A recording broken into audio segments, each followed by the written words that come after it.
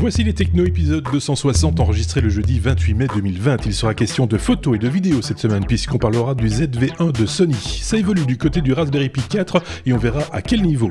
Le séminaire annuel Build de Microsoft s'est adapté aux conditions de confinement en proposant différentes présentations telles que celle du framework Fluid dont on parle dans cet épisode. Une nouvelle fois, on a la preuve qu'au niveau sécurité, les technologies dignes du musée peuvent encore rendre service. Confirmation d'ici quelques instants. Sucré, salé, amer, acide. On vous propose un épisode avec du goût pour tous les goûts. On vous invite encore une fois à réagir, à partager ou à commenter cet épisode. Bonne écoute.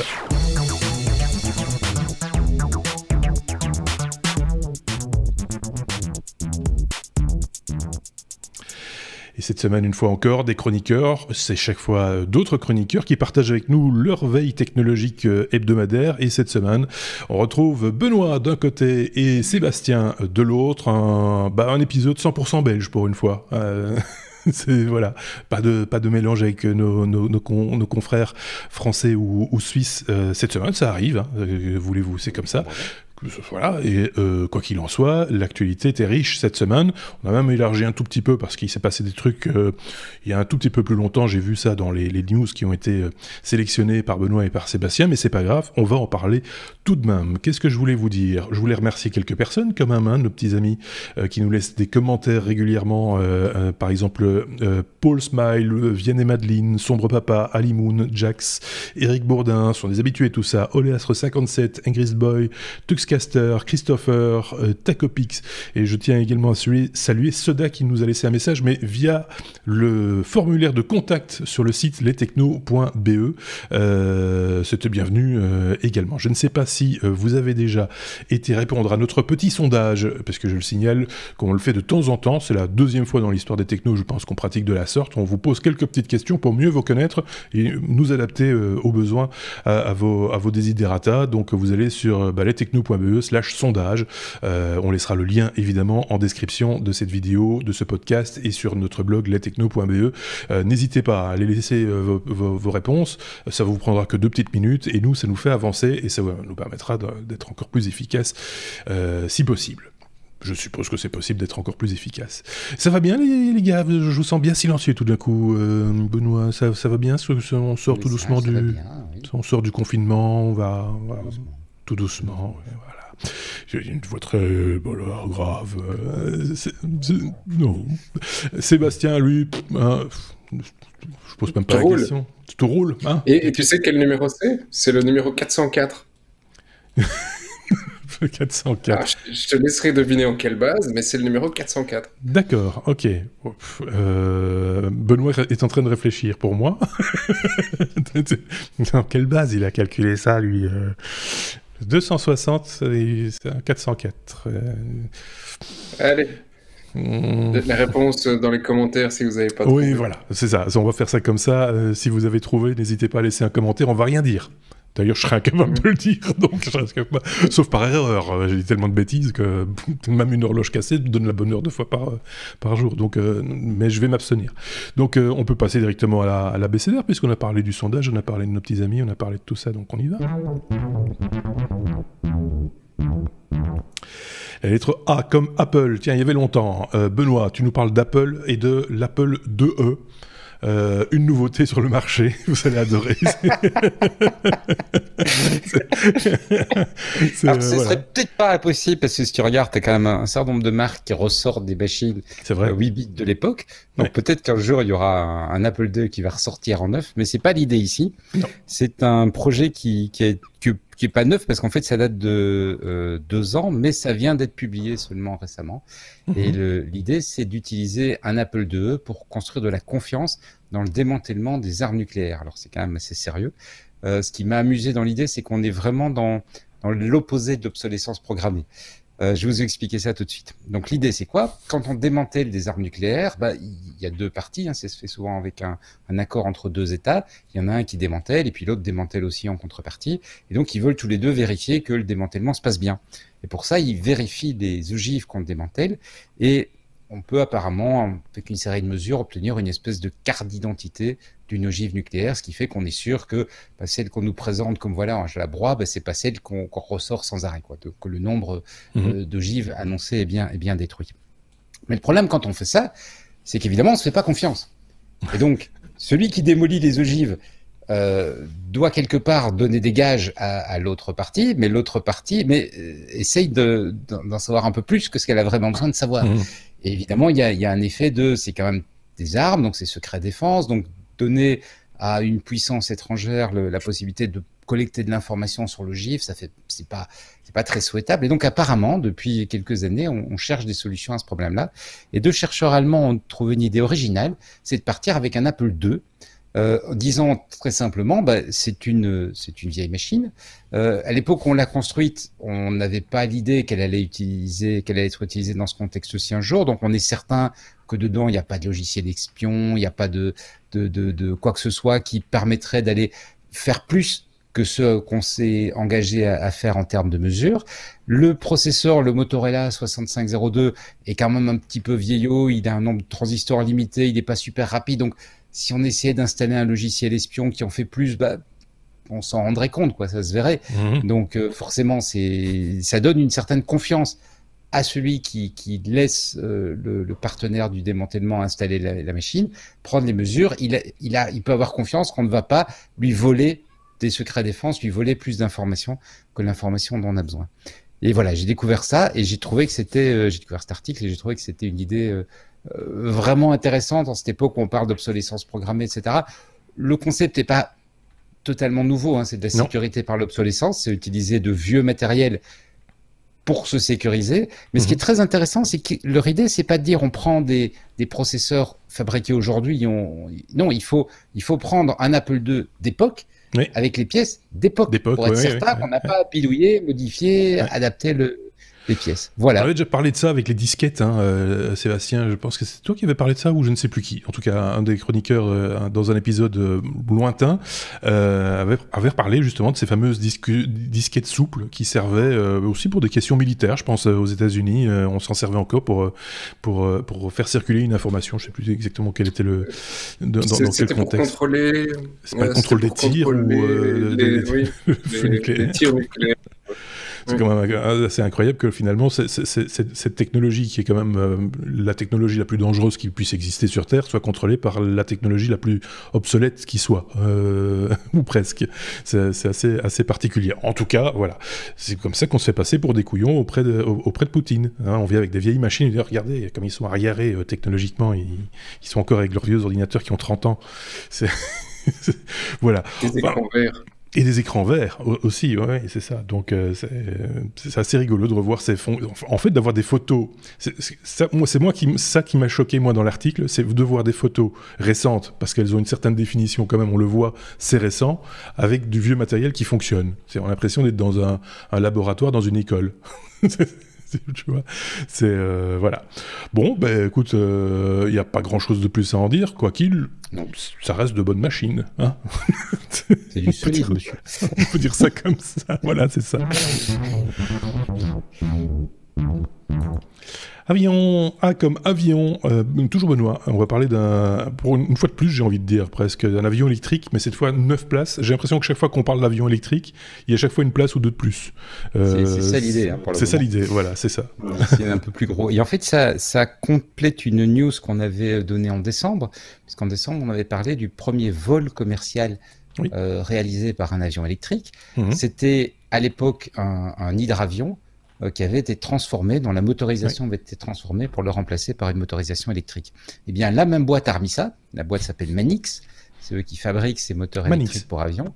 Oui, Manix. Et ils ont remis ça aujourd'hui avec un Cessna transformé, sur lequel ils ont changé la motorisation, qui, comme le précédent, va pas avoir une autonomie exceptionnelle. Donc, on prévoit des vols de 20 minutes à une demi-heure, qui, lui, n'est pas directement prévu pour une entrée en service commercial, mais qui, le Cessna étant un petit peu plus gros que l'hydravion, est capable d'emporter 9 personnes.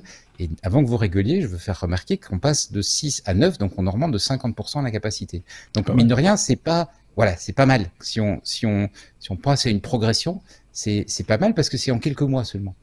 Et donc, leur idée, c'est un petit peu la même que pour l'hydravion, hein, c'est de se dire, obtenir l'approbation d'un avion, c'est long, c'est un processus long, c'est un processus coûteux.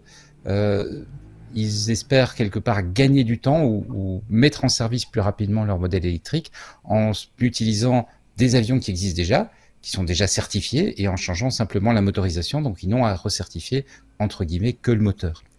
Même principe également que la dernière fois, l'idée c'est pas de faire des vols long courriers, l'idée c'est vraiment ces petits vols vers des régions un peu isolées, où on va desservir parce que par exemple il y a un malade, on doit aller le chercher, parce qu'on va apporter des médicaments, puisqu'a priori le premier déploiement ou les premières utilisations seraient au-dessus de l'État de Washington, pour aller rechercher des régions un petit peu plus isolées, qui comme ça peuvent beaucoup plus rapidement rejoindre les villes principales. Je me rappelle bien de cette news. C'était la compagnie, c'est une petite compagnie canadienne qui avait affrété cet avion. Et donc, effectivement, pour des petits déplacements d'une 50aine de kilomètres, si je dis pas de bêtises, mais dans des zones reculées. Et donc, ça fait gagner du temps à tout le monde. Et si en plus de ça, ça ne pollue pas, c'est encore mieux, j'ai envie de dire. Voilà. En plus, on a de belles images. C'est l'occasion d'en profiter. Sébastien avait un truc à rajouter. Ouais, non, j'ai une question parce que tu as la vidéo et peut-être que vous avez regardé la vidéo. Est-ce qu'on a le même avantage en passant d'une voiture à voiture propulsion classique essence à une électrique que ce qu'on a sur un avion? C'est-à-dire le bruit? Parce que si oui, vivement dans 10 ans. J'imagine que ça fait moins. Enfin, il doit y avoir quand même un avantage acoustique certain, non? Moi, j'ai l'impression, parce que un moteur, pour moteur à hélice, en plus, ça fait quand même un certain potin. Je pense qu'on n'échappera pas au bruit de pales dans l'air. Prends un drone, par exemple, un drone électrique, ça fait du potin. Ça fait un certain son. Mais pour le reste, c'est clair que l'aspect moteur à explosion, on l'a plus. Donc si je passe ça, je pense que ça fait moins de bruit, ou ça fait un autre bruit, un bruit moins dérangeant peut-être. Je m'attends à ce que ça fasse quand même encore pas mal de potin, parce qu'une grosse partie du bruit vient quand même de l'hélice. Par contre, tu dois avoir moins de vibrations, j'imagine. Parce que je sais pas si t'as déjà pris un coucou à hélice, ça vibre quand même pas mal. Ça vibre. J'imagine que là, ça va être un petit peu plus calme, mais je suis pas certain que le bruit doit devenir agréable et mélodieux.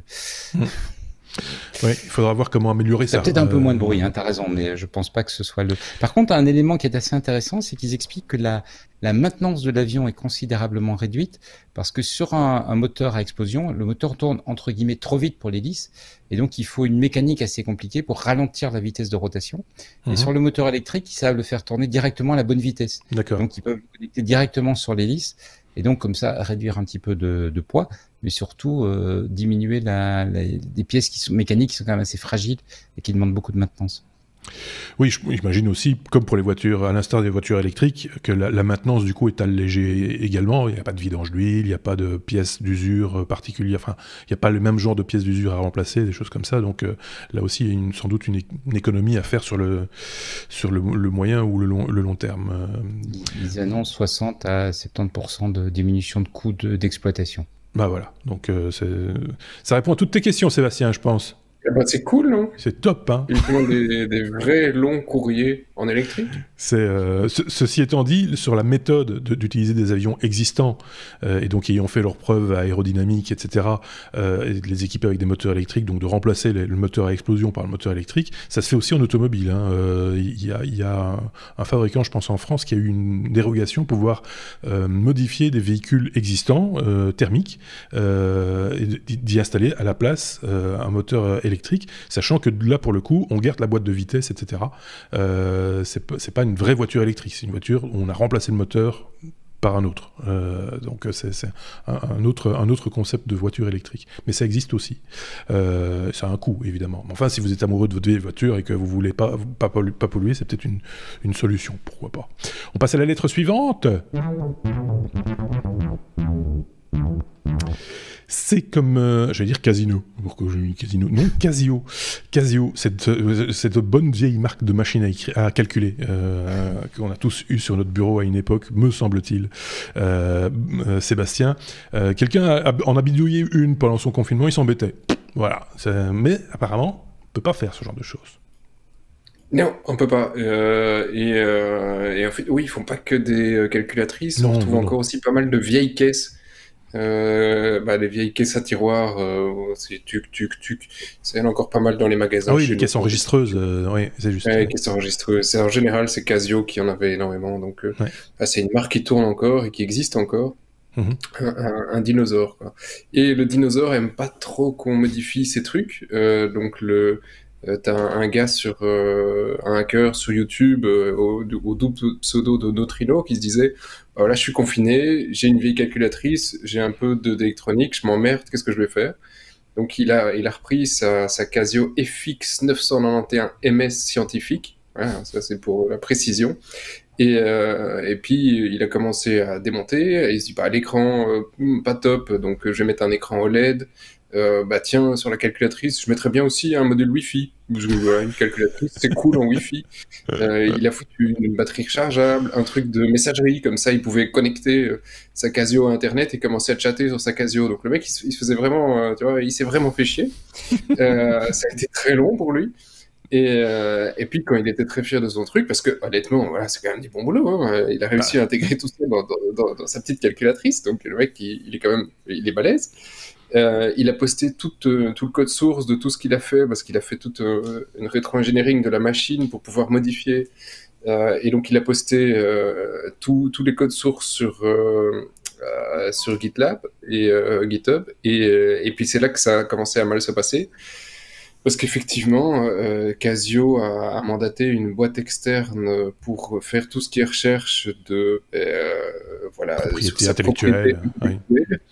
Et il s'est pris une menace DMCA. Donc DMCA, c'est un Digital Millennium Copyright Act, truc américain assez âgé maintenant, plus que maintenant c'est pas plus vieux que le podcast. Et qui effectivement interdit à tout le monde de faire la moindre petite modification sans l'autorisation de l'auteur. Alors le gars se défend en disant, parce que Casio et la boîte React dit il y a du code source à Casio, des propriétés intellectuelles à Casio, donc vous ne pouvez pas publier vos trucs. Et la réponse du gars est il n'y a absolument rien à Casio. J'ai effectivement fait du rétro-engineering pour comprendre comment ça fonctionnait, mais tout a été réécrit de A à Z. Il n'y a pas une ligne de code qui appartient à Casio. Donc, le gars ne se laisse pas non plus totalement démonter, et il attaque en disant non, c'est mon code source, c'est mon boulot, j'ai le droit de le publier. Donc voilà, ça c'est le pot de terre contre le pot de fer. Je ne suis pas sûr qu'il ait gain de cause, mais il est assez borné, aussi, au moins autant que talentueux, parce que c'est quand même assez sympa. C'est marrant parce que, très honnêtement, ça permet de parler de Casio. Tu vois, ça ne dessert absolument pas la marque, à mon avis. C'est ça que je veux dire. C'est vraiment par principe. React, qui est une association qui regroupe d'ailleurs plusieurs fabricants et des marques connues. Je me demande si Apple n'est pas membre aussi de React. Il y a plusieurs grands fabricants qui sont membres de cette association. Elle a son rôle et sans doute que c'est important aussi de faire attention à ses droits et de gérer ses droits, etc. Mais là, je pense qu'ils ont la main un peu lourde. Je sais pas ce qu'en pense Benoît sur le coup. Si demain tu démontes un brawl et que tu veux partager le code source que tu as créé toi-même et que tu te fais attaquer derrière, tu la trouveras mauvaise quand même. Je pense aussi, oui. Mais j'ai pas bien compris. Il avait pas remplacé le processeur. Auquel cas, c'est même plus tout ce qui reste, c'est le boîtier. Quoi.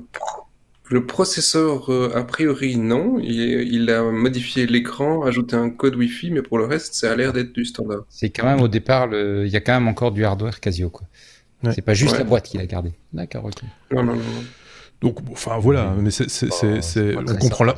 on comprend la nuance, mais ça ne justifie pas nécessairement le fait d'être comme ça pris. Enfin, je sais pas, c'est quand même très très particulier de leur part, parce qu'ils n'ont rien à y gagner en plus.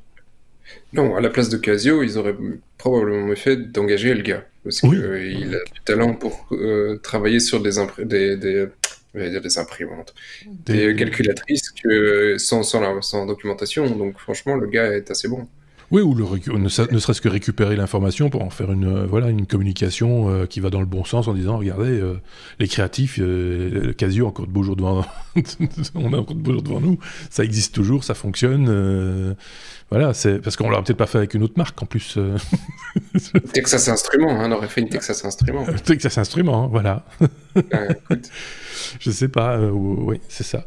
Bon, bah, c'est bien dommage pour ce garçon. Je sais pas s'il y aura des suites ou pas, et si on sera au courant des suites. C'est ce qui est un petit peu dommage, hein, avec la presse de manière générale, quelle qu'elle soit, pas que technologique. C'est que sur des news comme ça, on aimerait savoir la suite, et jamais on nous la donne. Hein. Il faut chercher après, il faut vraiment courir pour trouver une information. Une fois que cette information-là est lancée, pour avoir la suite, c'est toujours un petit peu compliqué. C'est dommage. Mais enfin, on essaiera de se tenir au courant, éventuellement. Et si vous, de votre côté, vous avez des informations complémentaires sur cette info-là, mais sur toutes celles dont on parle d'ailleurs dans chaque épisode, n'hésitez pas à le faire savoir dans les commentaires, partagez avec la communauté, ceux qui nous écoutent. C'est bien aussi. On passe à la suite. Ça, j'aime bien, c'est encore une fois une news à la Benoît, hein, j'ai envie de dire, parce que ça m'a bien fait réfléchir. Je vais pas dire marrer, parce que ça fait un peu peur quand même. On va parler de goût. J'ai comme goût avec un appareil. Tu vas nous expliquer son fonctionnement. Je te laisse vraiment le tout dans cette info-là. Le Norimaki, le synthétiseur Norimaki. Alors, du nom des sushis. De quoi s'agit-il ? C'est une idée vraiment géniale. C'est une machine pour te permettre de créer des goûts. Et donc, l'idée, c'est que on va pouvoir synthétiser un goût et te le faire sentir ou apprécier. Donc, ça se présente comme une espèce de rouleau de sushi avec une série d'électrodes qui contiennent un gel, 5 gels qui vont avoir des propriétés différentes, salées, doux, etc. Et l'emballage, ce qui serait la feuille d'algue, en fait, pas la feuille, ce qui serait l'algue, est en fait une anode. Et donc, dans le gel, il y a des électrodes. Et donc, tu le mets sur ta langue. Et en envoyant un courant électrique sur les électrodes, eh bien, on génère les sensations dans la bouche. Et on génère les sensations sur la langue, on génère le goût. Et donc, on va comme ça pouvoir créer des goûts pour te donner l'illusion que tu as telle ou telle chose sur la langue. Le créateur précise quand même que comme tu n'as pas les odeurs, tu n'as quand même pas l'impression que tu es en train de manger le produit. Mais bon, c'est une première étape, hein, il va peut-être améliorer rapidement. Alors j'ai trouvé l'idée absolument, encore une fois, un peu délirante et géniale. Pourquoi ? Parce que, en fait, si tu réfléchis, Marc, on a depuis longtemps des machines qui sont capables de nous faire la vue, des écrans, et on génère des images. On a depuis longtemps des machines qui sont capables de nous faire du son. Oui. On a depuis un peu moins longtemps des machines qui sont capables de nous faire une sensation tactile. Et là maintenant, il reste le goût et l'odorat. Et là voilà, le goût arrive. Donc le prochain sera l'odorat et on pourra s'enfermer dans la matrice. L'odorat existe. L'odorat existe déjà. Je me rappelle avoir fait. Alors je ne sais plus si c'était une blague que j'avais fait ou si c'est une vraie news que j'avais chroniquée. Moi j'ai jamais entendu des blagues sur le coup de l'odorat. Mais ça existe, mais c'est pas super technologique. C'est des trucs à gratter qui génèrent une odeur. On a utilisé ça dans certains cinémas pour améliorer l'ambiance olfactive de l'expérience. Ici on te génère. La grosse différence, c'est qu'on te génère la sensation. Et donc, tu as une solution de contrôle puisque c'est en fonction de l'intensité électrique. Donc, on peut créer des goûts vraiment variés. On peut vraiment constituer. Enfin, j'ai pas essayé. Hein, c'est ce que j'ai lu comme description. On peut vraiment constituer un goût. Et puis l'instant d'après constitue un goût complètement différent. C'est pas quelque chose des goûts préenregistrés et puis tu en as 3-4 donc tu peux essayer. C'est vrai que l'odeur a son importance. On en a parlé d'ailleurs il y a pas tellement longtemps à propos du Covid-19 où on disait les gens perdent le goût, mais en fait ils perdent l'odorat et donc ils ont l'impression de perdre le goût. Ça a été souvent dit ça ces dernières semaines. Ça vient de me revenir l'histoire du générateur d'odeur. C'était une blague que j'avais fait une fausse chronique et j'avais appelé ça le commodeur. Et voilà. Et donc quand tu grattais une photo, tu avais l'odeur qui était générée. Par exemple, tu grattais un citron avec ta souris, tu avais l'odeur du citron. Voilà. C'était une vaste blague que j'avais réalisée à l'époque. J'étais jeune aussi, hein, donc voilà. Mais ceci étant dit, ça reste une bonne idée. Non, alors, l'autre, en plus ça existe. Non, je sais pas. Non, pas avec la souris, mais par contre des trucs à gratter, ça existe. Ah oui, les trucs à gratter. À l'époque, bien sûr, je l'ai dit juste avant, hein, ça je l'ai signalé avec les cinémas. Par contre, il y a encore un élément qui rentre en ligne de compte au niveau du goût, me semble-t-il, c'est le chaud et froid. C'est la notion de température qui peut aussi avoir une incidence sur le goût. D'ailleurs, certaines choses n'ont pas le même goût, chaude et froide. C'est bien précis également qu'on ne sait pas générer tous les goûts. Par exemple, on ne sait pas générer les goûts épicés. Ah oui. Pas encore, en tout cas. Le piquant, oui, d'accord. Oui, Sébastien, tu voulais dire une chose? Oui, c'est une news que j'ai pas prise, mais il y avait justement un truc dans la réalité virtuelle, dans toutes mes sources, qui disait qu'il y a des chercheurs qui avaient trouvé un moyen de simuler du chaud et du froid. Pour effectivement, pour améliorer les sensations.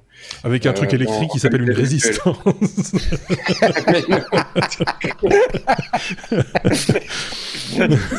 Voilà. Moi, je vous dis, dans pas longtemps, on pourra s'enfermer dans la matrice. Voilà. J'ai l'article, mais voilà, j'en reparlerai un petit peu. Je vais essayer de lire d'ici la fin du podcast pour te tu me le mettras dans ma conduite. Je l'aurai pas en titre, mais je pourrais le montrer en tout cas. Ok, bon, c'est évidemment. Sans Z, hein, dépêche-toi. Chaud comme Zorro ou je ne sais pas. Mais...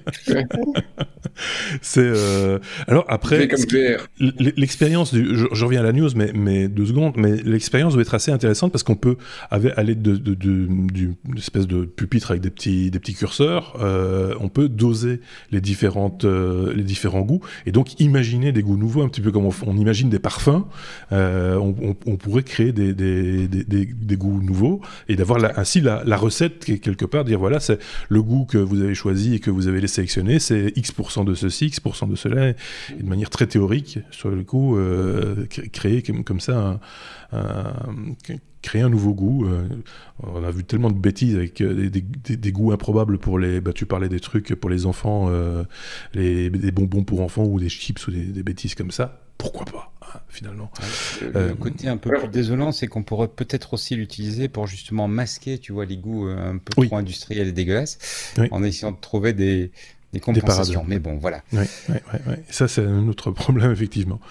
Oui, Sébastien, encore un mot. J'ai l'info, on n'a pas besoin d'aller jusqu'au fait, si tu veux. Non, c'est vrai, si tu as l'info et que tu me mets le lien quelque part. J'ai mis le lien sur la news ici. D'accord, ce sera la deuxième source, donc ok. Deuxième source. Et donc, en fait, c'est un projet universitaire qui ajoute un petit boîtier sur les casques VR juste devant, et qui, suivant les besoins de chaud, de froid, balance une odeur, et cette odeur, apparemment, te donnerait une sensation de chaud ou de froid.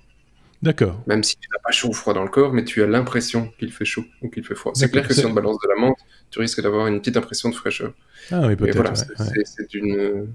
On joue sur l'esprit, c'est un jeu d'esprit. Par contre, pour revenir sur ce qu'a montré Benoît, honnêtement, de mettre ça comme ça sur ma langue, déjà un casque sur la tête, je trouve qu'on va quand même avoir l'air d'un peu con. Hein. Là, on est sur la totale. Hein. Le truc sur la langue. Je me vois déjà avec le casque, le truc sur la langue, tu vois. C'est en plus de ça, tu l'as sur la langue, mais tu ne peux plus parler du coup. C'est quand même... Tu peux pas dire ce que tu ressens. C'est bon. Si tu rajoutes à ça la distanciation sociale et le masque, c'est terminé, on peut plus. On peut plus communiquer, c'est fini. Bon, on a fait le tour de cette question. Goût, odeur, tout est bon, c'est bon. On est déjà à la lettre L comme libre. Vous savez que c'est parmi nos chroniqueurs, Sébastien, il n'est pas le seul, hein, soyons clairs, s'intéresse beaucoup au logiciel libre. On nous en demande d'ailleurs régulièrement plus de news sur le logiciel libre. Voilà, c'est l'occasion. On va parler de logiciel libre qui a un petit peu la cote, on peut le dire, hein, au sein des institutions européennes. Sébastien. Oui. Bonne nouvelle, et donc la nouvelle est courte, mais j'étais très content de la lire, parce que voilà, ça revient de temps en temps, il y a quelques gouvernements qui poussent, et majoritairement le gouvernement allemand. Historiquement, il y a pas mal de régions allemandes où voilà, c'est le libre en priorité, et puis il y a eu d'autres périodes par le passé où ça a eu une plus forte tendance, et ici ça revient de nouveau à la mode au niveau du Parlement européen. Donc en séance plénière, ils ont approuvé plusieurs amendements qui leur demandent de mettre en priorité les logiciels libres dans tout ce qu'ils ont besoin. Voilà. Donc en gros, s'ils doivent installer un nouveau PC, ce sera d'abord un peu mettre un logiciel libre. Oui, alors on va prendre le libre. Peut-être qu'il est un peu moins bon, mais en tout cas sociétalement et puis sécuritairement, ils préfèrent le libre. Donc ils ont toute une série d'arguments qui sont tous évidemment positif. Mais sociétalement, voilà, je reste convaincu, et le Parlement européen qui s'intéresse au livre, je trouve ça assez positif pour le milieu du libre, parce que voilà, on en a quand même tous besoin aujourd'hui. On a tous un truc de libre dans la poche, avec une partie sans ça, nos téléphones, on n'aurait rien, et sans ça, on n'aurait pas Internet, sans ça, on n'aurait pas, etc., etc. Donc, c'est une bonne manière. La prochaine étape, idéalement, ce serait quand même, si je peux continuer à faire un peu de prosélytisme là-dessus, c'est de considérer que on puisse faire du développement libre quand tu n'as pas de boulot. C'est-à-dire que l'Australie, je pense que c'est le seul pays au monde, considère que tu dois faire du travail d'intérêt général si tu es au chômage. Et le fait de développer des logiciels libres est considéré comme un travail d'intérêt général. Donc, les chômeurs ont le droit de travailler sur du logiciel libre. Donc, voilà, c'est tous des petits trucs qui font qu'on pousse au développement libre pour tout le monde. Donc, c'est une bonne idée, ça. Voilà. Ouais. Je sais pas ce qu'en pense Benoît, oui. mais ça va dans le bon sens, Benoît. Oui. Le principe est bon, effectivement. Il faut voir la réalisation maintenant, il faut voir dans les faits comment ça va se traduire, parce que c'est toujours au niveau du Parlement européen, on le sait tous, ils se disent des trucs, tout le monde est motivé derrière, et puis après c'est les États qui décident quand même, à un moment donné, et donc c'est toujours, la retranscription est toujours un petit peu... ici c'est pour les institutions. Ah, c'est au sein des institutions, d'accord. Au sein des institutions, eux mettent ça en avant. Oui, ils sont maîtres de ce qu'ils font, mais c'est pas que les logiciels, c'est aussi tout ce qui est format de données. Donc les formats doivent être des formats ouverts, lisibles, compréhensibles, etc., etc. Donc si tu prends un Office, ils vont préférer sortir un truc en XML plutôt que de sortir un binaire d'un format propriétaire à Microsoft, qui a aussi tendance lui aussi, à se mettre vers le libre. Il y a plein de news. Oui, bien sûr. On a parlé de quelques-unes la semaine passée, et il y en a encore plein d'autres, mais qui ouvrent, que ce soit des anciens compilateurs, qui ouvrent des morceaux de logiciels, donc ils vont vraiment dans le bon sens là-dessus, au niveau du libre, si on considère que c'est le bon sens.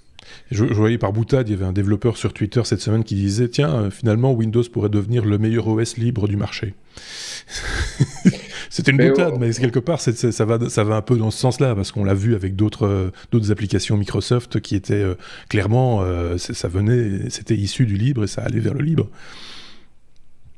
Oui, mais enfin, je serais pas étonné au final, dans quelques années, de voir Microsoft. Alors, tu vois, il y a 10 ans, si on avait dit Microsoft va intégrer un noyau Linux dans Windows, tout le monde aurait bien rigolé. Aujourd'hui, ils l'ont fait, ils ont sorti une mise à jour il y a quelques jours, ils avaient déjà un WSL Windows, système Linux, ils ont un sous-système Linux qui tourne et qui te permet de mettre ta distribution, mais c'est uniquement console, c'est assez limitatif. Et ils ont une nouvelle version qui vient de sortir, il y a juste quelques jours, où tu peux même... Maintenant, il y a un vrai noyau Linux, modifié par Microsoft, et qui te permet même d'avoir des logiciels en fenêtre. Donc tu peux avoir des vraies applications qui tournent, des applications Linux qui tournent sur ton desktop Windows. Donc je ne serais pas finalement étonné que par rationalisme, à un moment, Microsoft se dise autant travailler sur le même truc ensemble, et nous on fait notre action. Pourquoi pas, hein. Il y a 10 ans, on aurait traité de malade mental. Aujourd'hui, pourquoi pas. Et maintenant, au niveau des statistiques, là, je fais toutes mes news libres en un coup. Oui, au niveau des statistiques. Lâche-toi, vas-y. Je me fais plaisir. Mettez des pouces en attendant, dès qu'il aura fini, mettez des pouces. Non, mais je le dis, voilà, j'en profite. Mais vas-y, continue. Voilà, oui, j'ai plus quand même des petits trucs à dire là-dessus. C'est que les statistiques du desktop sont en train de monter. Et donc ça, je trouve ça assez génial. C'est de voir aussi que même le desktop Linux est en train de monter. Donc il y a des gens qui commencent à arriver sur le desktop. C'est vrai qu'il commence à être un petit peu plus sympa que ce qu'on avait il y a quelques années. C'est utilisable, c'est facile. Oui. Et donc ça commence à monter tout doucement, ça crépite. Alors, c'est peut-être pas encore la fête, mais il y a des constructeurs qui proposent des machines, des portables sous Linux. Donc ça commence à arriver tout doucement. Oui. Je ne sais pas ce qu'en pense Benoît pour le coup. C'est dans la droite ligne des choses, c'est vers l'évolution, c'est vers ça qu'on va. Oui, mais c'est une bonne chose dans l'absolu, mais il faut quand même pas oublier que la raison pour laquelle Microsoft et d'autres quelque part se préoccupent moins de préserver le logiciel, c'est parce qu'ils sont juste en train de basculer leurs sources de revenus vers les données et vers le fait de s'encaparer de quantité colossale de nos données et de les manipuler. Et malheureusement, ça veut dire que voilà, le logiciel est pas quelque part, l'extraction des données a commencé, le logiciel n'a plus trop de valeur pour le faire, quoi. Oui.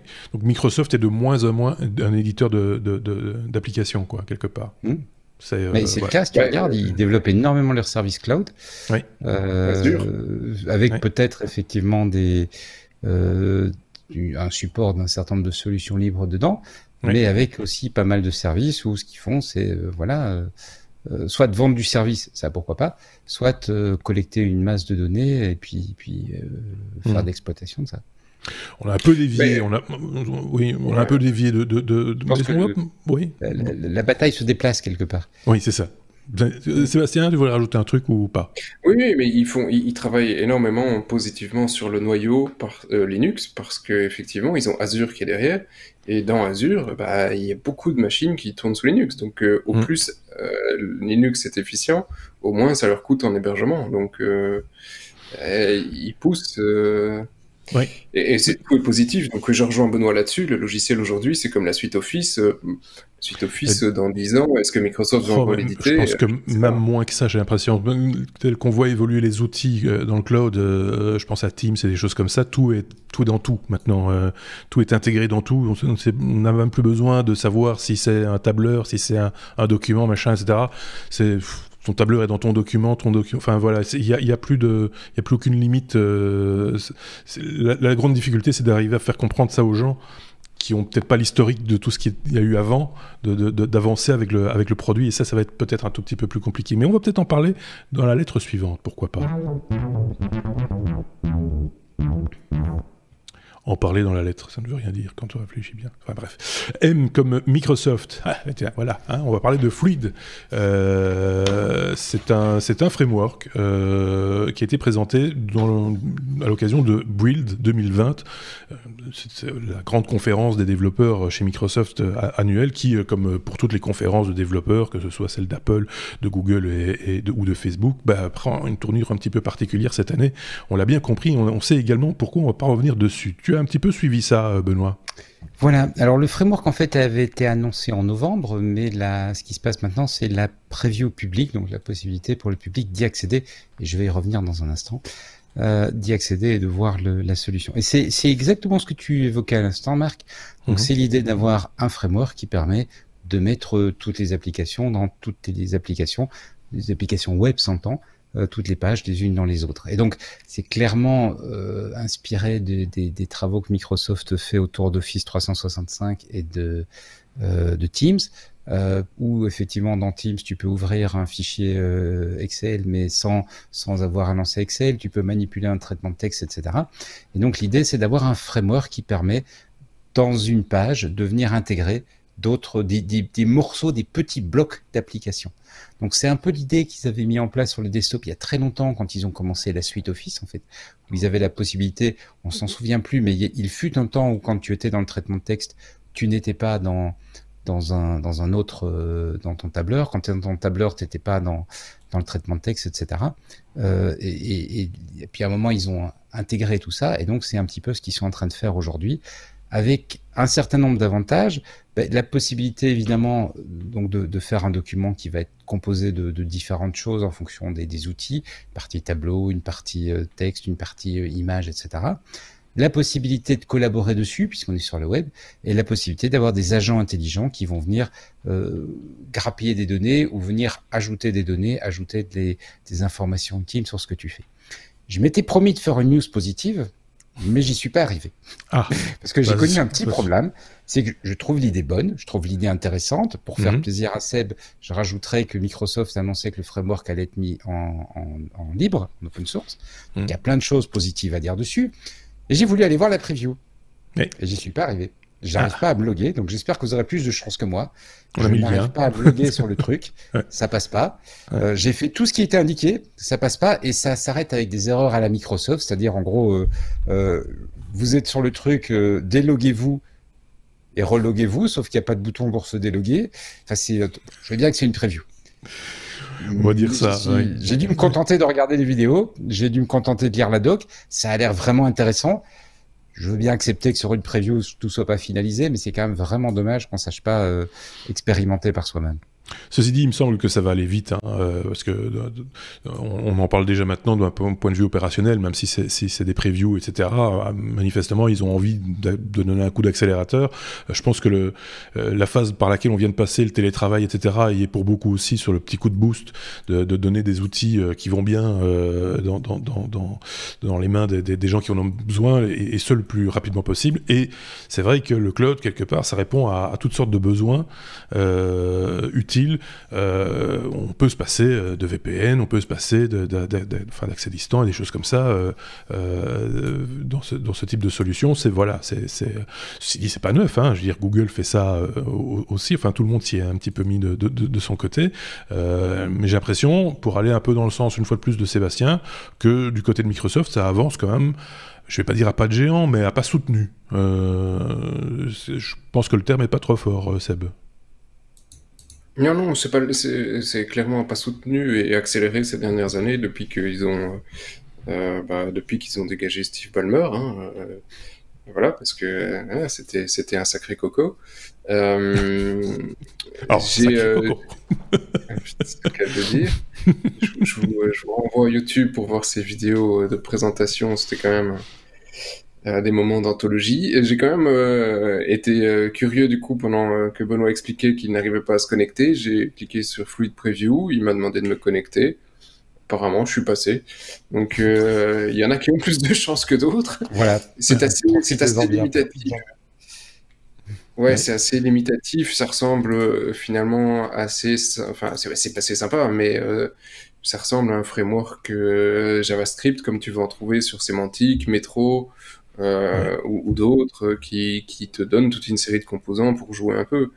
Ok, c'est sympa. Est-ce que ça va révolutionner le web ? Compris, c'est justement de permettre de combiner des composants venant de sources différentes. Oui, c'est ça. Ouais. Oui, mais ça, voilà. Mais il faut voir dans la pratique, il faut voir l'usage. C'est à l'usage aussi qu'on peut mieux comprendre la finalité des choses. Parce que moi, la première fois qu'on m'a montré un truc où on pouvait ouvrir, parce que c'est pas nouveau non plus, hein, ouvrir un tableau Excel dans Word, j'ai dit, à quoi ça sert ? Et puis un jour, j'en ai eu besoin. Et puis je me suis dit, là, c'est pas mal, ouais, c'est chouette, il y a moyen de faire des trucs avec ça, et de gagner du temps, etc. etc. C'est des choses comme ça, il faut vraiment... C'est des fois plus réfléchi qu'on ne l'imagine, en fait. Après, il faut voir l'ergonomie du bidule, est-ce que les choses nous tombent bien sous le clic de la souris, c'est à l'usage aussi qu'on le verra. C'est assez étrange, hein, je te le dire. Chacun jugera. N'hésitez pas à faire vos commentaires. On a mis le Fluid Preview. On a mis le lien et donc vous arrivez sur cette page-là. Et moi, j'ai pas de compte, donc je vais pas me relancer là-dedans. Mais c'est censé passer avec un compte Skype. C'est pas avec un compte Skype. Le truc fonctionne. Hein, tu dois juste appuyer sur le petit bouton faire maintenant. Ben oui, mais là, il me demande de me connecter. Ouais, t'as pas de compte. J'ai pas de compte. Là, t'es parti pour... Enfin, moi, avec mon compte Skype, je suis parti pour un quart d'heure de vérification du compte, plein de trucs. Et à terme de tout ça, c'est... Ah non, vous pouvez pas. Enfin, bref. Voilà. Si tu veux voir mon écran, regardez, c'est juste là devant moi. En fait, je vais t'équiper d'un miroir prochainement, Sébastien, pour voir ton écran. Enfin voilà, c'était une, parce qu'il y en a eu d'autres, hein, et il y en a plus. Il y a eu plusieurs présentations à l'occasion de Build. On aura certainement l'occasion d'en reparler plus tard quand les choses concrètes arriveront, parce qu'effectivement, comme c'est une conférence, ce sont des conférences pour développeurs. C'est des choses qu'on n'a pas nécessairement, dont on n'a pas l'usage tout de suite, mais c'est toujours intéressant effectivement de voir à quoi ça va ressembler ou ça pourrait ressembler dans un avenir plus ou moins proche, on va dire. Et alors, comme Raspberry, c'était au sommaire, Raspberry Pi 4 qui débarque en version 8 Go, Sébastien, mais pas que. Non, pas que, mais c'est cool. Voilà, maintenant on a encore plus de mémoire, donc on va faire tourner plein de trucs. 8 Go, c'est pas mal. Hein. Oui, c'est bien. Voilà, 4, c'était déjà une très belle avancée. 8 Go, ils auraient pu plus tôt, mais ils ne l'ont pas fait parce que ils avaient des problèmes pour adapter la mémoire sur la taille du board, parce que s'ils peuvent pas juste prendre une simple barrette et le taper dessus, donc ils ont dû faire packager une DDR4 spécifiquement pour la taille du board. Et comme voilà, tant qu'ils n'ont pas le succès, qu'ils n'ont pas le nombre, c'était quand même encore un peu compliqué. Ici maintenant c'est bon, ils ont 8 Go, ils sont super contents, ça amène quand même le bousin à 75$, ce qui fait le pli 4 le plus cher de l'histoire. Oui. L'histoire n'est pas encore finie, mais l'histoire jusqu'aujourd'hui, ça fait le plus cher. Et ça crée du coup un autre problème, c'est que l'OS de base, alors il y en a d'autres, hein, il y a moyen de faire tourner des Fedora, il y a moyen de faire tourner des Ubuntu, des Gentoo, il y a moyen de faire tourner plein de choses sur le Raspberry, mais l'OS de base c'est supporté par la Raspberry Foundation, c'est Raspbian. Oui. Donc c'est un fork d'une Debian, et Raspbian n'était disponible qu'en 32 bits, et donc 32 bits pour supporter du 4 Go, ça va, mais 8 Go c'est plus possible, parce que c'est adressé maximum sur 32 bits. Et donc ils sont sortis une version 64 qui va permettre de supporter du coup nos 8 Go de RAM. Donc ça c'est une très bonne nouvelle aussi, parce que le Pi 4 étant 64, on pouvait déjà supporter du 64 bits, mais malheureusement, il n'était pas dispo.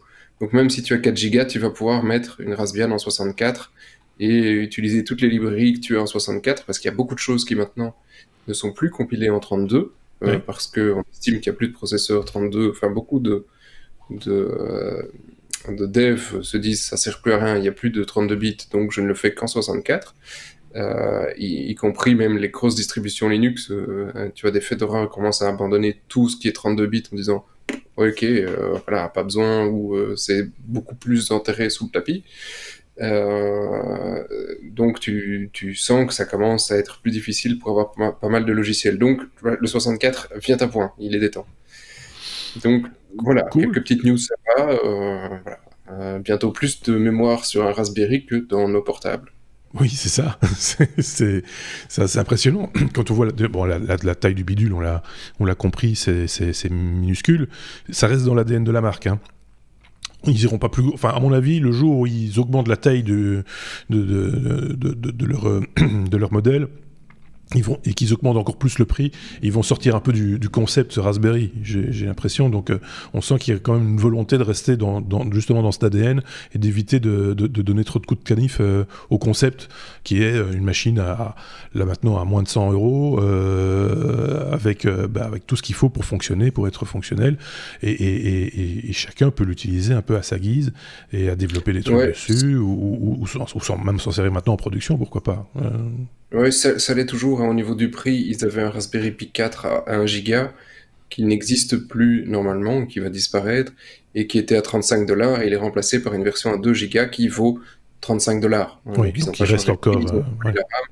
Et 35$ pour une version à 2 Go. Tu n'as pas besoin de plus que 2 Go de RAM pour contrôler la plupart des petits trucs avec lesquels tu veux bidouiller pour un Raspberry. Donc le bidouilleur, 35$, c'était impossible, même avec une Casio, c'était pas jouable. Hein. Moi, ce qui est rigolo, c'est qu'on parle de ça, et un petit peu comme on parlait de l'informatique il y a 20 ans. Tu vois ce que je veux dire ? C'est quand il y avait une nouvelle machine qui sortait, oh là là, ils sont passés en 64 bits, les gars. Et oui, parce qu'il y a de la RAM, machin.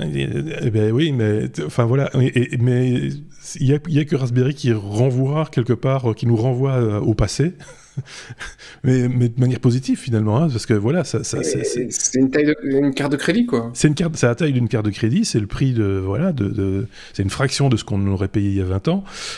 C'était juste totalement inimaginable il y a 20 ans, mais voilà. Et donc chaque évolution, on va dire, de Raspberry, quelque part, c'est le même genre d'évolution qu'on a connu il y a 20 ans, mais à une autre échelle. C'est un peu ça. Benoît, ça te parle ou pas? J'ai regardé il y a quelques jours une vidéo sur le ZX Spectrum, si quelqu'un se souvient de ça. Oui, bien sûr. Oui. Alors effectivement, là, tu mesures les progrès incroyables qu'on a. Chez Sinclair.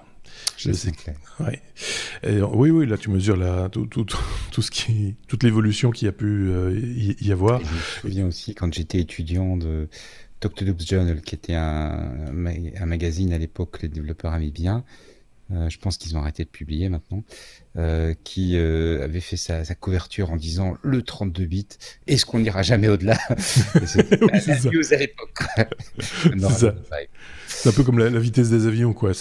On a atteint Mach 1, on n'ira pas plus loin. Hein. C'est juste impossible. Bon, allez. Pour la réponse, il y a des processeurs qui vont bien au-delà. Il y a des processeurs en 128 bits.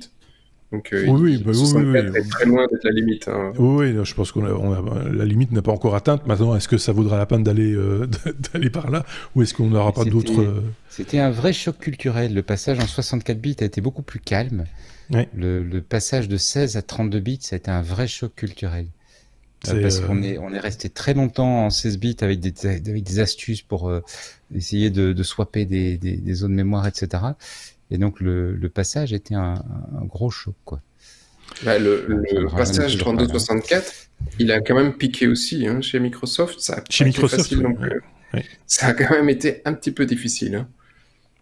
Donc, parce que je me souviens que c'était... Mais bref. C'est quoi cette discussion de comptoir tout d'un coup? Et Windows 95, c'était ça le passage à 64, je dis pas de bêtises. Aussi, quand on est passé en 32 bits, tu as quand même pas mal d'applications qui ont été réécrites en faisant la différence dans le typage, de savoir si tu avais besoin de 32 bits ou si tu avais juste besoin d'un entier. On est aussi passé maintenant beaucoup par des logiciels dynamiques où le typage est dynamique. Donc toute une série de problématiques qu'on avait à l'époque, on les a pas eues. J'ai pas dit que c'était simple, j'ai juste dit que ça avait été plus compliqué à l'époque. Parce qu'à l'époque, tu codais, tu mettais un int parce que tu savais que tu avais l'air 16 bits, quoi. Et donc quand tu recompilais en 32, ton algo il foirait.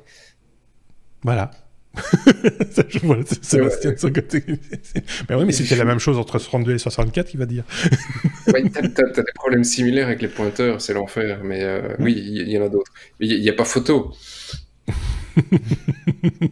Oui, effectivement. Tu me rappelles que on avait prévu de faire un petit rappel du fait que notre ami Arloc, pardon, nous a parlé de la Raspberry Pi caméra. Voilà. Sorti il y a un mois, il nous a laissé ça en commentaire en nous disant tiens, vous en avez pas parlé, ben voilà Arloc, on en profite pour en parler maintenant. Très vite, parce qu'on est déjà long sur le sujet du Raspberry Pi. De quoi s'agit-il? C'est un petit module capteur simplement sur lequel on peut venir visser un objectif. Donc l'objectif est interchangeable. Ce sont des objectifs vissables. Donc c'est le genre de truc qu'on met sur des caméras de surveillance. Mmh. Mais voilà, donc ça permet à bon marché évidemment, comme d'habitude avec la fondation Raspberry. Donc ça permet de se doter d'un nouveau chouette petit module photo si on veut faire d'acquisition d'images, la reconnaissance d'images, etc., avec son Raspberry Pi. Oui. J'ai plus le nom du modèle de bague, effectivement, mais il existe dans tous les formats. Oui, c'est ça, la monture C. Des caméras de surveillance, en fait. Oui. Mais il existe des convertisseurs pour toutes les autres gammes, monture F, EF, etc. Ça existe. Et donc, on peut adapter n'importe quel objectif moyennant un petit transformateur qui seront forcément plus grands que le format de la carte, comme on peut le voir sur l'illustration que je suis en train de vous montrer. Donc, a priori, ça ne devrait pas trop vignetter. Je pense, ça reste à prouver, mais voilà. Mais de nouveau, ça permet, c'est un module en plus qui va permettre de faire des choses intéressantes, quoi. C'est ça qui est gai, quoi. Vivement le prochain confinement, j'ai envie de dire.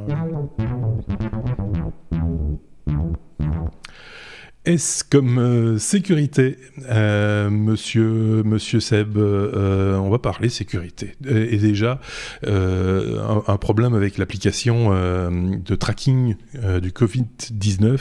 De quelle application parlons-nous? Celle les Français, toutes? Non, plus loin, le Qatar. Ah, le Qatar, d'accord. Mais ça veut pas dire j'arrête, ça veut pas dire qu'il n'y en a pas en France ou ailleurs. Nous, en Belgique, on a réglé le problème, elle n'est pas dispo et elle le sera peut-être pour l'année prochaine. Oui, de cette année, mais c'est pas sûr, tu vois, on n'est jamais très sûr en Belgique là-dessus. Donc oui, voilà, on s'y attendait parce qu'à partir du moment où on récolte plein de data dans plein de pays avec toutes des applications qui ont été développées en 2 minutes sur un bord de table, bah, à un moment, ça déconne. Et ça déconne. Voilà, ça déconne bien plus vite que c'était prévu. On est toujours assez surpris. Et ça a déjà commencé donc au Qatar, où bah, y a un petit leak d'un petit million de personnes. Voilà, donc c'est pas comme si le Qatar non plus était un énorme pays. Donc ça fait pas mal de data. Et donc voilà, tout ça c'était à cause d'un sombre problème avec les QR. L'application a été corrigée. Le truc a été remonté par Amnesty, qui fait plus ou moins le même constat que ce que j'ai fait ici, mais en moins drôle. C'est-à-dire que bah, c'est gentil, les gars, vous allez collecter plein de data sur une raison médicale, mais en attendant, ici, on se retrouve avec des bases de données où on a les noms, le prénom, sexe, carte d'identité et tout. Localisation aussi, parce que le GPS est utilisé dans leur application, ce qui n'est pas le cas dans les applications françaises apparemment. Donc, d'après ce qu'on sait, en tout cas, il n'y a que le Bluetooth qui serait utilisé. Mais ici, le GPS a été utilisé, donc on peut localiser de manière précise des individus nommés. Donc voilà, c'est un peu plus embêtant. Alors ça, on ne doit pas non plus crucifier toutes les apps. Il y en a qui montrent que c'est utile. À Taïwan, ils ont fait des trucs positifs. Ça a son utilité dans certains cas. Mais voilà, je pense que je l'ai déjà dit précédemment dans d'autres numéros. Je suis pas spécialement fan. J'espère que tout ça aura une limite parce que je voudrais pas non plus, sur base d'un virus, sacrifier toutes nos libertés. Et donc voilà, je ne vois pas spécialement ce type de techno d'un très bon œil. Et si c'est temporaire, ok, tant mieux. Si ça sauve des gens, tant mieux, faisons-le. Mais ça doit avoir une date de validité très limitée. Et les données, une fois cette date de validité est terminée, doivent être supprimées. Il doit y avoir quelqu'un qui doit contrôler que ça est bien supprimé. D'autant que... à la rigueur, ils pourraient le faire sans aucune application, juste sur base de nos téléphones portables. C'est ce qu'ils ont fait en Corée du Sud, si je dis pas de bêtises. Ils ont posé la question à personne, ils ont dit, bon ben voilà, on va tracer tous les smartphones qui existent sur le territoire, on sait exactement où ils sont, on sait à qui ils appartiennent, donc pas besoin d'une application, quoi. Hein, donc ça, c'est un autre genre de coup de canif dans le contrat, quoi. Oui. Oui, voilà, qu'est-ce que tu veux, mais effectivement c'est possible, tous les opérateurs peuvent le faire, voilà, en Belgique ils ont les datas mais ils les anonymisent, oui effectivement c'est possible, ça ne fait pas spécialement plaisir non plus. Ben non. Je sais pas si tu as un peu suivi cette actualité-là, Benoît, ces derniers temps. Pas suivi celle-ci en particulier, mais c'est vrai que l'actu de l'appli, on a du mal à la rater. Hein. Oui. Donc, si on s'intéresse un temps soit peu aux nouvelles technologies, forcément, c'est l'actu du moment. Ce que je trouve intéressant, c'est que même si on s'y intéresse pas, on en parle. Oui. Et donc, quelque part, on met la question, ça sert aussi à mettre la question en lumière auprès de plein de gens. Oui. Mais pas toujours avec les bonnes réponses et les bonnes interrogations. Ça, c'est l'autre problème, c'est que bon, on en parle dans les médias généralistes et on survole un peu la question. À un autre niveau, certains diront que nous aussi on survole un peu la question. Hein. Je dis pas mais on la survole certainement moins que le journal parlé du soir ou des choses comme ça. Voilà, c'est chacun devra un petit peu estimer. Je vous renvoie d'ailleurs vers. Alors là, j'ai pas de référence à donner à nos auditeurs parce que je suis prêt à vous renvoyer vers un podcast qui lui pourrait vous en parler, peut-être les éclaireurs du numérique, tapez ça dans votre application de podcast favorite, peut-être que eux, je pense qu'ils en ont parlé de l'application en tout cas française, ou des applications françaises, parce qu'il y en a eu deux concurrentes à un moment donné, c'est un peu particulier, sans doute qu'eux ils en ont parlé, donc pour aller un petit peu plus loin si vous voulez sur cette démarche-là, et vous reviendrez nous voir pour nous dire ce que vous en avez pensé. Comme ça, tout le monde est content. Est-ce qu'on a dit tout ce qu'on pouvait dire sur ça, en tout cas, aujourd'hui? Oui, hein, je pense. On va pas... Parce qu'il va y avoir une autre actu la semaine prochaine sur le même sujet, donc je voudrais quand même pas perdre trop de temps là-dessus. Hein, voilà. On va s'adresser un peu aux vlogueurs et aux autres youtubeurs, créateurs de contenus divers et variés, mais essentiellement vidéastes. La sortie du Sony ZV-1, une petite révolution dans ce monde dont je viens de parler, Benoît. Ouais, l'idée étant d'offrir un appareil, une caméra, je vais dire un appareil photo, mais non, c'est une caméra. C'est une vraie caméra. Au départ, c'est un appareil photo. Le cœur, je veux dire, est celui d'un modèle d'appareil photo avec un capteur de taille moyenne, un capteur d'1 pouce. Donc, plutôt un capteur capable de travailler bien quand il n'y a pas trop de lumière, de faire des fonds flous, etc. Mais qui a été repris par la division caméra de Sony et qui en a fait une version spécifiquement pour les vlogueurs. Alors, ça veut dire quoi concrètement? Ça veut dire plein de petites choses. On voit qu'ils ont pas mal réfléchi à leur sujet en faisant un bon choix à la fois en termes d'ergonomie et en termes de techno qu'ils ont mis dedans. Parce qu'une des choses qu'ils ont fait, c'est qu'ils ont revu les boutons. Parce qu'évidemment, quand tu tiens ta caméra comme ça à bout de bras pour te filmer en train d'avancer, ou même si tu l'as mis sur un pied et que tu te filmes en étant statique devant, tu as le problème que les boutons sont pas bien placés. Et donc, ils ont mis des boutons spéciaux assez gros, assez faciles à manipuler, même si tu as la caméra, même si tu es face à la caméra. Ils ont évidemment prévu un écran qui se déplie sur le côté. Ils ont eu l'intelligence de mettre tout ce qui est connectique de l'autre côté, ce qui veut dire que tu n'as pas un capteur ou un fil ou quoi que ce soit qui passe devant ton écran. Ils ont travaillé sur l'audio, donc ils sont allés puiser à gauche à droite dans le portfolio technologique de Sony pour faire un micro un peu spécialisé avec 3 micros qui travaillent ensemble pour venir bien prendre le son de façon correcte. Et c'est vrai que j'ai entendu quelques essais, c'est assez intéressant. Il le livre avec un dead cat, mais c'est plutôt un dead mouse, une de ces petites fourrures que l'on met dessus, mais c'est tellement petit, c'est pas un chat, c'est une souris. Donc dead cat, c'est le nom de ce genre de produit, et ça veut dire un chat mort, la peau du chat. Mais ici, en l'occurrence, c'est trop petit, et donc c'est ce qui veut dire que, tu vois, quand tu te filmes en extérieur, tu vas pouvoir mettre ça, il y a une espèce d'attache spécifique qui fait que tu vas pouvoir le fixer facilement. Donc je trouve qu'ils ont bien pensé leur produit. Et sur le côté électronique, ils ont mis un autofocus qui est capable de faire la détection de visage. Et ils ont mis, et ça je trouve l'idée absolument marrante, un mode produit. Parce que très souvent sur les vidéos, et c'est quelque chose qu'on voit quand on regarde des vidéos, le mec parle et puis il veut montrer quelque chose, et quand il montre, évidemment la caméra fait pas le point, continue à faire le point sur le visage, parce qu'on veut faire le point sur le visage, pas sur le produit, donc l'image est floue. Tu vois les gars qui essaient de s'en sortir, etc., ça se passe pas très bien. Là la caméra se rend compte qu'on présente quelque chose, elle bascule l'autofocus sur l'objet, et quand tu caches l'objet, elle revient sur le visage. Donc plein de petits éléments comme ça, où avant il aurait fallu un cadreur, et maintenant c'est ta caméra qui fait ton cadreur. Il y en avait un dernier qui était assez amusant. Oui, c'était bien évidemment la stabilisation, pour éviter, si on se filme en train de marcher, d'avoir des images floues. Ah oui, c'est ça, le petit dernier qui est super drôle. C'est l'idée, quand on se filme ainsi avec un fond, on veut bien se détacher du fond, donc on veut une image avec avec un arrière-plan flou. Et sur un téléphone, on fait ça par logiciel. Hein. Le capteur étant trop petit, il y a une image bien nette et puis il y a du logiciel qui le corrige. Sur ce genre d'appareil, le capteur est assez grand pour qu'on puisse le faire optiquement, c'est-à-dire avec l'objectif qui va rendre le flou. Mais comme c'est un peu compliqué à régler, on comprend pas, etc., ils ont un bouton spécial, un bouton pour dire « Ok, tu passes en mode arrière-plan flou ». Donc, il va ouvrir l'objectif autant qu'il peut. Si jamais il y a trop de lumière, il va activer le filtre ND pour éviter de surexposer. Donc, c'est vraiment malin. Et comme l'exposition se cale sur le visage de la personne qui parle, ça veut dire que si tu te balades, tu passes dans une zone sombre, etc., il va essayer de garder le fond flou et il va s'adapter pour que tu sois toujours bien exposé.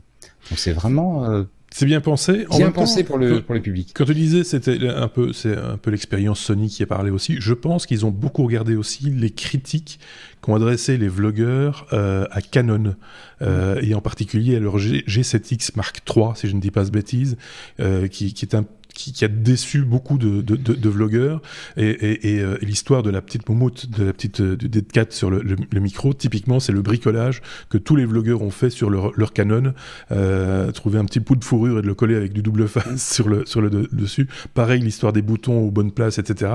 Je pense qu'ils ont très observé la communauté, entre guillemets, à laquelle ils allaient s'adresser. C'est plutôt malin, hein, il faut bien le reconnaître. Pourquoi faire les choses à l'envers, alors que voilà, ces gens ont des demandes, et voilà, et ils ont du pouvoir d'achat, parce qu'il en faut quand même un petit peu du pouvoir d'achat pour ce type d'appareil. 800 balles quand même. 800 balles. Voilà. Il y a un seul reproche quand même, tu n'as pas de sortie casque. Ah, ça c'est dommage. Ça c'est dommage. Ça c'est vraiment dommage. Oui. Donc ce qui veut dire que tu peux pas vérifier que par exemple, parce que tu as une entrée micro. Oui. Donc tu peux te mettre un lavalier pour. Ou un petit HF. T'es pas en train de faire un bruit ou quoi que ce soit, ce qui est quand même un petit peu dommage. Oui, parce que le truc qu'ils ont raté sur la caméra. L'entrée micro, elle est quand même importante. Je parle de micro HF par exemple, parce que le micro sans fil, parce que on le fait bien pour les smartphones. Tu vois, des gens qui se filment avec un smartphone, ça fonctionne très très bien aussi. Mais pour qu'il y ait un son correct, surtout s'il y a plusieurs intervenants, ils mettent un petit micro HF qui va bien. Maintenant, on en fait avec 2 canaux, donc il y a 2 micros, c'est juste parfait. Alors forcément, quand on a un appareil comme ça qui est destiné à faire de la vidéo, c'est pas juste de l'image, c'est aussi du son. Il faut qu'il y ait une entrée micro. Maintenant, c'est vrai que la sortie casque, la sortie écouteur, elle a son utilité aussi pour se rassurer, faire du monitoring et des choses comme ça. Voilà, ça c'est un peu ballot, c'est dommage, mais bon, voilà. J'ai hâte de voir ce que les gens vont en faire. Parce que quelqu'un va peut-être se poser la question, comme il y a un port USB-C sur lequel souvent maintenant beaucoup d'appareils photo s'en servent pour faire la sortie casque, ça marche pas ici. Non. Dommage. Je sais pas brancher un adaptateur. Dommage. C'est vraiment le bon, globalement, c'est bien pensé. Oui, tout le reste, moi quand j'ai vu ça, je lui ai dit, voilà, ça répond, il y avait un peu de tout dans ce qui était attendu, et c'est plutôt pas mal. Et cette logique, ces solutions intelligentes qui sont un petit peu aussi issues du smartphone aussi, hein, on a déjà parlé ici, Benoît, ça répond aussi à un besoin. Tout le monde n'a pas envie de faire des réglages et de comprendre pourquoi il faut faire des réglages comme ça pour arriver à avoir un fond flou. Non, je veux juste pousser sur un bouton et ça fonctionne. Voilà, ça répond aussi à certains besoins. Pourquoi pas, finalement. Pas ceux de Sébastien. Il s'en fout. Au fond, il est bien. Écoute, je suis cadré, le micro il est bien mis. Alors, déjà, faut savoir quand même. Il y a un truc qu'il faut savoir, c'est qu'aujourd'hui Sébastien est très fier parce qu'il a pu faire une remarque à Marc qu'il pensait jamais pouvoir faire de toute sa vie. Voilà, c'est ça. Donc c'était le monde. Aujourd'hui, c'est un peu le monde à l'envers, c'est-à-dire que c'est eux qui me disent ce qu'il faut faire, alors que d'habitude. Marc a été flou tout à l'heure. Oui, j'étais flou. Une fraction de seconde, j'étais flou. Marc flou, Benoît mal cadré. J'étais super content. Je commençais bien mon truc. T'as l'impression de commencer en premier de la classe. Tu vois, t'es fier.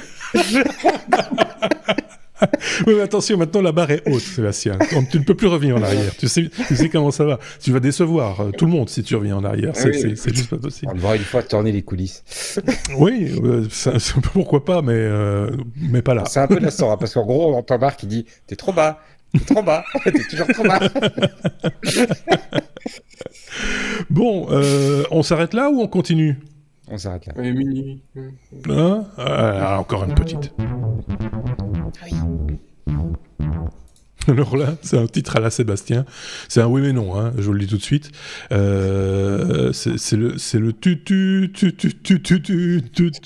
C'est le titre de sa news. Qu'est-ce que vous voulez que je dise là-dessus ? Je sais pas si je peux te faire écouter le son et si on peut faire un blind test. Ça va être loin, ça va venir de loin, à mon avis, ça va être compliqué. Non, ça va venir de très très bien, tu vas l'entendre sans problème. Hop. Merde. Ah oui. Je ne t'entends plus. Je me suis trompé. Voilà. T'entends rien. T'entends rien. Attends, écoute. Oui, K2000. Ah, voilà, K2000. Ma culture cinématographie télévisuelle qui a parlé. Merde, il faut que je remette le micro, je suis plus cadré et tout, c'est tout bordel. C'est bon. J'ai eu très peur. Et donc, oui, je suis tombé vraiment par hasard. Je trouvais le truc sympathique que j'avais envie d'écouter. J'ai écouté 2 minutes de générique et la petite dame en a fait plein d'autres. C'est une fille sur YouTube qui s'amuse à faire ça, donc au violoncelle. Donc, tu la vois 1 fois, 2 fois, 8 fois ici pour pouvoir faire tout le truc parce que toute seule, en 1 fois, c'était pas jouable. Mais il y en a d'autres, il y a Inspecteur Gadget, il y a la Marche Impériale, etc., etc. Allez, jetez un œil si ça vous amuse, si vous aimez bien le violoncelle. Je ne sais pas jouer au violoncelle, mais je trouvais ça très... Voilà. Donc, moi, tu sais pas que dire, hein. Ah, pardon ? Hein ? Tu sais pas que dire là-dessus. Non, mais c'est pas la technique n'est pas neuve hein, sur YouTube. Tout le monde, en tout cas ceux qui n'ont pas l'image auront compris qu'en fait la jeune fille elle fait toutes les parties, on va dire, toutes les pistes d'accompagnement, de mélodie, etc. au violoncelle. Elle en fait un multipiste et elle se filme en même temps et après elle resynchronise le tout et donc elle est 8 fois dans l'image et avec son instrument elle fait 8 parties du son. Je le dis pour ceux qui nous écoutent et ceux qui n'ont pas l'image en face des yeux, mais c'est important de le dire aussi. C'est pas neuf comme technique, mais c'est toujours bluffant et quand c'est bien fait, c'est vraiment très, très rigolo à regarder, effectivement. Oui, et tous les trucs qu'elle joue, c'est des trucs tech. Connus en plus, oui, c'est ça, voilà. Oui, c'est ça. Voilà. Aujourd'hui, tu prends le K2000, j'ai expliqué à mes enfants K2000, une voiture qui parle et qui avance toute seule, et ils me regardaient bêtement, ils disaient bah oui, et alors tu vois et là, t'as l'air un peu con, tu vois. Ouais, c'est ça, quoi. Samara Ginsberg, c'est son nom. Vous trouverez sa chaîne YouTube sans grande difficulté, à mon avis. Elle n'a pas fait beaucoup, quand même, si. Si, elle en a fait quand même. Elle a beaucoup de vidéos, mais elle n'a pas fait que ça. Elle en a fait 3 pour l'instant. Et le reste, c'est concertos, etc. Donc voilà, j'irai jeter un petit coup d'œil. Ça a plu à Sébastien. Si ça a plu à Sébastien, ça peut. Un peu de culture. Un peu de culture, effectivement. Je vous renvoie une nouvelle fois à notre sondage. Si vous ne l'avez pas encore été, répondre au petit sondage qu'on vous propose, n'hésitez pas à aller jeter un petit coup d'œil. C'est facile à remplir, ça va vite, ça ne vous prendra que 2 petites minutes. Et nous, ça nous permet d'avancer et de faire peut-être éventuellement quelques modifications cosmétiques dans nos futurs épisodes des Technos. Merci aussi pour les pouces, merci pour les étoiles sur les applications mobiles, autres podcasts, etc. Merci pour vos commentaires, merci d'être là, merci d'exister, merci Benoît, merci Sébastien, merci la vie, j'ai envie de dire. Hein, mais j'ai envie de... merci YouTube. Et 404. Mais oui, c'est ça. Alors, donc, si vous avez la réponse, n'hésitez pas. C'est l'épisode 260. En quelle base allons-nous l'écrire 404 ? Voilà. Si quelqu'un me dit en base Peugeot, il sort tout de suite. Merci à vous. À très bientôt. Salut.